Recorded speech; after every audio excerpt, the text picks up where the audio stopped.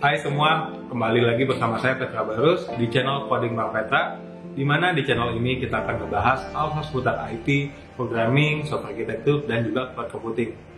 Di episode kali ini, saya bakal ngebahas dasar-dasar dari cloud computing yang perlu teman-teman ketahui, mulai dari satu, apa itu cloud computing, dan dua, apa saja model-model dari cloud computing, dan ketiga, apa benefit yang bisa kita dapatkan dari menggunakan cloud computing. Dan berdasarkan request dari teman-teman yang sangat banyak di episode sebelumnya, saya akan kembali melakukan giveaway, yakni satu voucher exam AWS Certified Cloud Professional kali ini tiap bulannya. Jadi teman-teman cukup komentar aja di video-video saya tentang satu aja topik atau pertanyaan yang teman-teman ingin saya bahas di video-video selanjutnya. Dan saya akan memilih setiap bulannya satu pemenang yang berhak mendapatkan giveaway satu voucher exam Certified AWS Certified Cloud Professional. Jadi komen aja ya. Nah, sekarang saksikan penjelasan dari saya tentang dasar-dasar dari cloud computing. Sekarang kita mulai dari definisi apa itu cloud computing. Nah, jadi definisi cloud computing itu adalah the on-demand delivery of compute power, database storage, applications, and other IT resources through a cloud services platform via the internet with pay-as-you-go pricing. Definisi ini diambil dari AWS White Paper yang berjudul Overview of Amazon Web Services.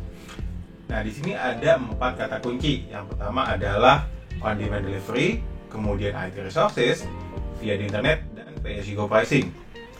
Kata kunci pertama, on-demand delivery. Ini maksudnya adalah ketika kita butuh sebuah resource IT, maka ketika kita pesan resource tersebut, kita akan langsung mendapatkan resource tersebut dalam hitungan detik atau menit. Berbeda kalau ketika kita membuat sebuah data center, maka server atau resource IT lainnya kita baru akan dapatkan dalam hitungan hari atau minggu. Lalu kemudian kedua adalah IT resources. Di sini maksudnya banyak sekali, misalnya mulai dari compute power seperti server untuk menjalankan aplikasi, kemudian database storage di mana kita menyimpan data untuk menjalankan aplikasi, atau juga aplikasi itu sendiri, dan masih banyak resource lain misalnya seperti jaringan, kemudian juga ada komputasi machine learning, dan juga ada banyak sekali. Nah, kemudian yang ketiga adalah via the internet. Jadi, kalau kita ingin mendapatkan layanan cloud computing ini, kita harus mengaksesnya melalui internet. Jadi berbeda kalau misalnya kita juga membangun data center, maka kalau kita ingin mendapatkan, kita bisa mungkin jalan atau kita aksesnya lewat jaringan lokal. Nah, tapi kalau ini berbeda, kita harus aksesnya lewat internet. Dan kata kunci terakhir adalah pay-as-you-go pricing. Ini maksudnya adalah kita bayar untuk resource yang kita pakai. Jadi kalau misalnya resource-nya kita nggak pakai, kita nggak akan bayar untuk resource tersebut. Jadi mungkin ini ada berbeda dengan misalnya seperti resource yang lain, atau misalnya seperti kayak provider yang lain, di mana kita tuh bayar untuk sebulan dan kita bayar pertama gitu. Jadi kalau kita misalnya nggak pakai, kita tetap bayar. Kalau misalnya kita pakai juga tetap bayar gitu. Jadi kalau di cloud computing, jadi kalau kita misalnya menggunakan resources per jam, maka kita bayarnya per jam yang kita gunakan tersebut. Nah, lalu kalau kita matikan resource tersebut, selanjutnya kita tidak akan bayar. Kemudian, apa saja model-model dari cloud computing?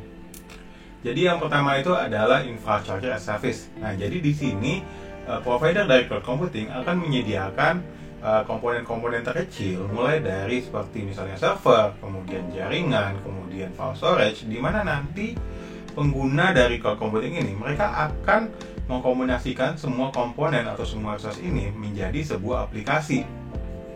Jadi mereka tetap harus kayak melakukan penghitungan, kemudian arsitektur, dan juga bagaimana setiap resource ini bisa mendukung aplikasi yang mereka jalankan. Kemudian yang kedua adalah platform as service. Nah, jadi di model cloud computing ini, cloud provider itu sudah menjalankan resource atau komponen-komponen di bawahnya. Jadi pengguna cloud computing tidak lagi perlu mengurusin atau maintenance resource di bawahnya. Jadi pengguna cloud computing, mereka cukup menjalankan aplikasi ini tanpa mereka harus memusingkan tentang infrastruktur di bawahnya. Ketiga adalah software as service. Jadi di sini ini sering disebut sebagai end user application. Maksudnya apa? Layanan ini langsung digunakan oleh pengguna yang mereka itu bukan berasal dari IT. Jadi mereka tinggal menggunakan aplikasi ini sesuai dengan kebutuhan mereka. Misalnya seperti pemrosesan dokumen atau juga email berbasis web. Dan terakhir, apa aja sih keuntungan kalau kita menggunakan cloud computing dalam membangun aplikasi atau menjalankan aplikasi kita? Keuntungan pertama adalah kita akan menukar capital expense dengan variable expense. Capital expense itu adalah modal atau biaya yang pertama kali kita keluarkan ketika kita ingin menyewa atau membeli sebuah server. Jadi let's say katakanlah kita ingin membuat sebuah data center, maka untuk data center tersebut kita harus bayar di awal. Nah, ini adalah modal dalam kita membangun sebuah data center atau membangun sebuah aplikasi. Kemudian variable expense adalah, jadi variable expense ini dia akan biaya yang kita gunakan sesuai dengan resource yang kita pakai. Jadi ini akan tergantung pada penggunaan dari aplikasi kita. Jadi misalnya katakanlah aplikasi kita itu sedang banyak pengguna, maka kita akan menggunakan banyak sekali resources. Nah, kalau misalnya pengguna kita, aplikasi kita penggunanya berkurang, maka resources yang kita pakai juga akan berkurang.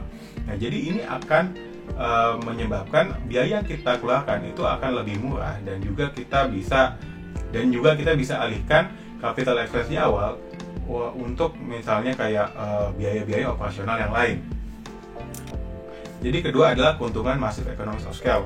Karena AWS mengelola banyak sekali server atau resource IT, maka kita akan mendapatkan keuntungan dari misalnya otomatisasi atau diskon yang didapatkan oleh AWS dalam membeli semua resources yang banyak tersebut. Nah, diskon ini atau misalnya penghematan ini nanti akan diteruskan ke pengguna ke kita atau pengguna cloud computing dalam bentuk harga yang lebih murah. Lalu yang ketiga adalah tidak perlu menebak kapasitas. Jadi kalau misalnya kita ingin membangun aplikasi dan kita ingin membangun data center sendiri untuk aplikasi tersebut, maka kita harus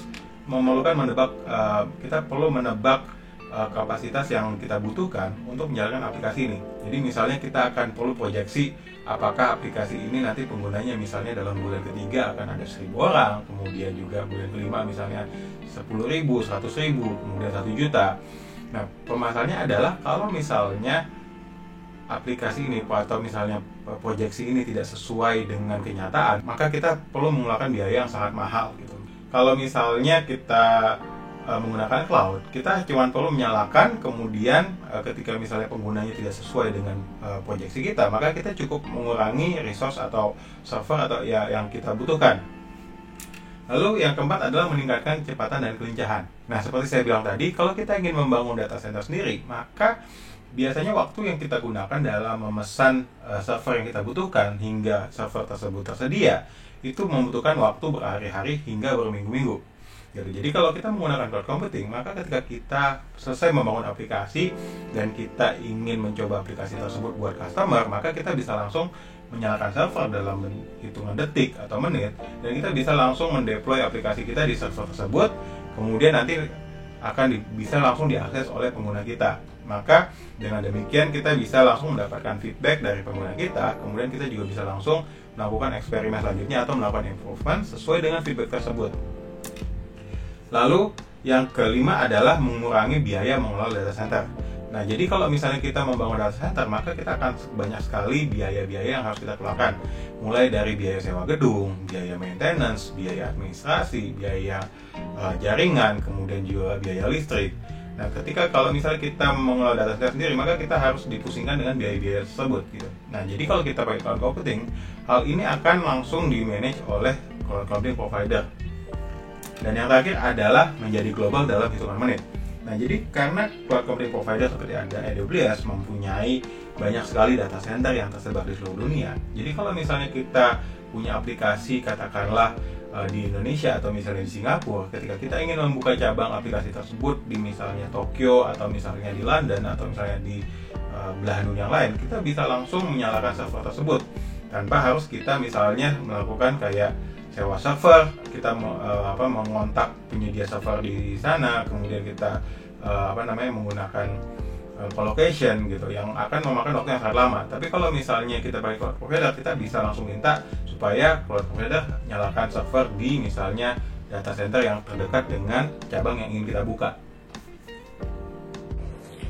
Oke, demikian penjelasan dari saya tentang dasar-dasar dari cloud computing, dan saya berharap teman-teman di sini mulai mengerti apa itu cloud computing dan benefit yang bisa teman-teman dapatkan dari menggunakan cloud computing. Nah, jangan lupa saya masih ada giveaway tiap bulannya 1 voucher exam AWS Certified Cloud Professional.